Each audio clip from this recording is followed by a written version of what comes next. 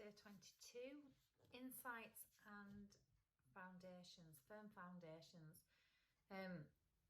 So in order to keep our foundations firm, we need to be able to release the stuff that's outdated, that's outmoded, that as we progress, there's things that we don't need to keep anymore. It's time for them to go. But the ability to allow the release is not always comfortable. So the things that are outmoded, the things that need releasing, are often uncomfortable, or the process is uncomfortable. So what we resist persists. So when we resist those changes, when we resist releasing them, the energy of it, the whatever form it's come in, will persist.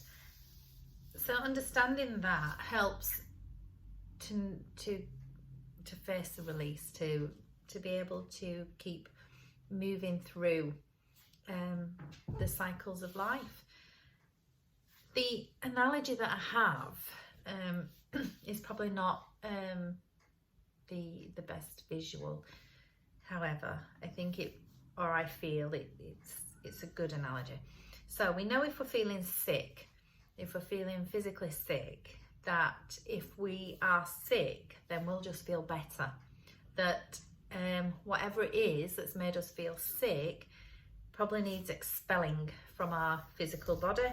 And actually, if we're sick, once it's out of our body, we will feel better.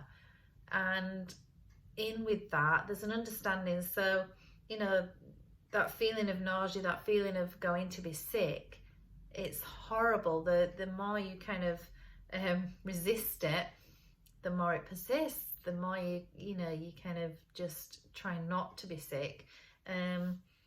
It doesn't go away. You don't get the relief or the release. And so emotions, I think, are the same. That emotions come up to be released, or feelings present, whatever it is, situations come up to be released, and while we resist releasing them, we feel uncomfortable. We can't feel uncomfortable. It's like that background nausea, that it's there in the background, and we can maybe get on with stuff, but we still feel it. And so much better to allow the release.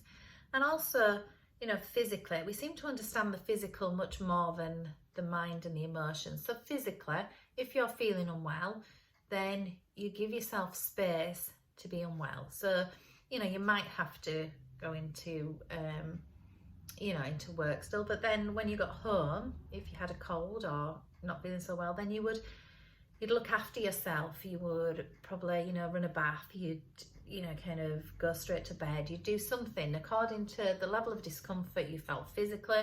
You would do something to help to alleviate it, to assist in it passing through and feeling better. You'd be careful of the food that you ate. You'd be you'd want to perhaps go home into your own environment. So you'd choose people, objects and places. You would choose where is more comfortable, what will help you to get over it. And so much more thought and more care, because you want to feel better, and you know that if you push through it, it just persists. If you keep going, then it's a road to nowhere. You're just going to end up worse.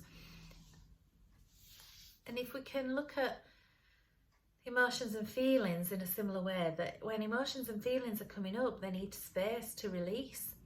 And so the walk in nature, having a long bath, being kind to yourself, doing nurturing things, surrounding yourself with comfortable people, objects and places, are just part and parcel of allowing the release, allowing the transformation, and that you'll feel better for giving it some space. So I don't have a Qigong exercise that I particularly want to do today, because the practice I suggest is the practice of just laying on your back, palms up, not crossing your legs, and just the practice of being open and allowing the release, you know, so just utilizing the breath, either the releasing breath or the relaxing breath, but just laying still and allowing and giving space for it to pass and move through, and just being aware of the resistance to it. So maybe keeping the mind focused on the breath and not so much on, you know, the what ifs or the minds or the outcome, or, you know, oh gosh, if I just sit with this, or if I don't do anything, or, you know, just watching the mind play its games, and being still and breathing, and this too shall pass. So creating strong foundations and allowing insights to come in, you know, so just like, you know, when you're emotional vomit, it is emotional vomit, but just like if you're feeling sick physically, you just want to be sick and feel better, and it's the same thing, just allowing the emotions to come up and release, and then you'll feel better. It's just stuck energy anyway, it's just stuff that's been pushed into the system. Okay, so it's a full moon, so ideal for allowing the release. On a full moon, interactions are just going to be more tense and unavoidable, really, because if your stuff's coming up to be released, it's going to come up and be released. But what you can do is the practice of just being open and just allowing it to pass, you know, whatever level that might be. Okay, happy day 22. See ya.